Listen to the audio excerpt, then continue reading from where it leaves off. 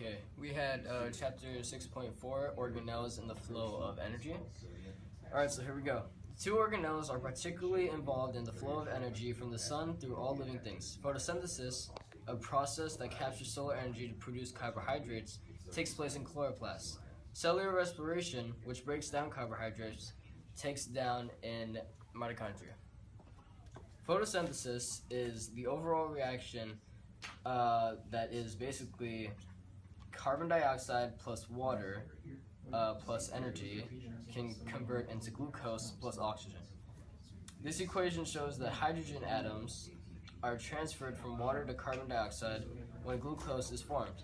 Oxidation is defined as the loss of electrons and reduction in the gain of electrons. Therefore, water has been oxidized and carbon dioxide has been reduced. To sum it up, photosynthesis is a process and it captures the solar energy from the sun, changing that chemical in plants to carbohydrates, giving the plants food and energy, while cellular respiration breaks down carbohydrates that it has and fuels it to the mitochondria, and this ties into the ATP production that Dominic talked about. To sum it up, we need chemiosmosis to produce ATP inside chloroplasts and mitochondria. Since glucose is a high-energy molecule, an input of energy is needed to make the reaction go. Chloroplasts are able to capture solar energy and convert it by way of an electron transport chain to the next chemical energy of ATP molecules. ATP is then used along with hydrogen atoms to reduce carbon dioxide to glucose. A coenzyme of oxidation reduction called NADP is active during photosynthesis. This molecule carries a positive charge and therefore is written as NADP. During photosynthesis, NADP accepts the electrons and hydrogen ion derived from water and later passes them by way of metabolic pathway to carbon dioxide, forming glucose. The reaction that reduces NADP is NADP plus 2E plus hydrogen equals NADPH. Cellular respiration is basically summed up like this: glucose plus oxygen equals carbon dioxide plus water plus energy. In this reaction, glucose has lost hydrogen atoms and oxygen has gained hydrogen atoms. The hydrogen atoms that were formerly bonded to carbon are now bonded to oxygen. Glucose is a high-energy molecule, while its breakdown products, carbon dioxide and water, are low-energy molecules. Therefore, energy is released. Mitochondria use the energy released from glucose breakdown to build ATP molecules by way of an electron transport chain, as depicted in figure 6.12, which we will get to later. In metabolic pathways, most oxidations, such as those that occur during cellular respiration, involve a coenzyme called NAD. This molecule carries a positive charge and therefore it is represented as NAD. During oxidation reactions, NAD accepts 2 electrons but only 1 hydrogen ion. The reaction that reduces NAD is NAD plus 2E plus hydrogen equals NADH. Electron transport chain.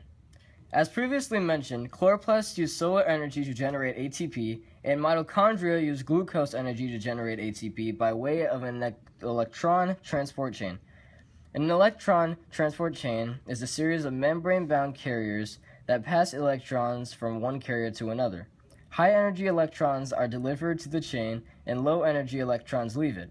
If a hot potato was passed from one person to another, it would lose heat with each transfer. In the same manner, every time electrons are transferred to a new carrier, energy is released. However, unlike the hot potato transfer example, the cell is able to capture released energy and use it to produce ATP molecules. In certain redox reactions, the result is release of energy, and in others, energy is required. In an ETC, each carrier is reduced and then oxidized in turn. The overall effect of oxidation reduction as electrons are passed from one carrier to another carrier of the electron transport chain is the release of energy for ATP production. ATP production. For many years, it was known that ATP synthesis was somehow coupled to the ETC, but the exact mechanism could not be determined. Peter Mitchell, a British biochemist, received a Nobel Prize in 1978 for his theory of ATP production in both mitochondria and chloroplasts. Now, going back to the cellular respiration and ATP production chain, we can see here that the energy molecules, the high energy electrons, go down, and through the steps there are low energy electrons by way of transportation. So these go up and these go down, and it's all synthesized to make normal ATP. Now this is all the ATP production. We have high energies and we have low energy electrons. Chloroplasts and mitochondria, the carriers of the ETC, are located within a membrane, thylakoid membranes in chloroplasts and cristae in mitochondria. Hydrogen ions, which are often referred to as protons in this context, tend to collect on one side of the membrane because they are pumped there by certain carriers of the electron transport chain. This establishes an electrochemical gradient across the membrane that can be used to provide energy for ATP production. Enzymes and their carrier proteins, called ATP synthase complexes, span the membrane. Each complex contains a channel that allows hydrogen ions to flow down their electrochemical gradient. The flow of hydrogen ions through the channel provides the energy for the ATP synthase enzyme to produce ATP from ADP plus P. The production of ATP due to a hydrogen ion gradient across a membrane is called chemiosmosis. Consider this analogy to understand chemiosmosis. The sun's rays evaporate water from the seas and help create the winds that blow clouds to the mountains, where water falls in the form of rain and snow. The water in a mountain reservoir has a higher potential energy than water in the ocean.